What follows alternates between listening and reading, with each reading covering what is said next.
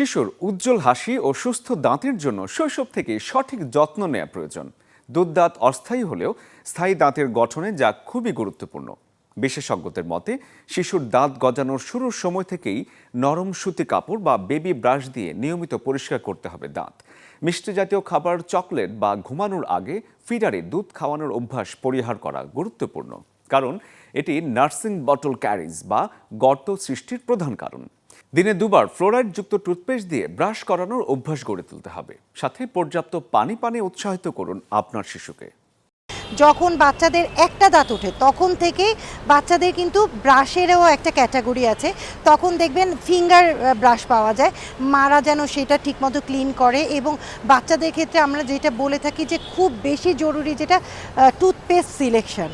বাচ্চাদের জন্য অবশ্যই 8 বছর পর্যন্ত বেবি টুথপেস্ট ব্যবহার করবে। আর বাচ্চাদের অবশ্যই রাতে দাঁত ব্রাশ তো করাতেই হবে। দিনে যদি নাও করান, রাতে কিন্তু দাঁত ব্রাশ করতেই হবে।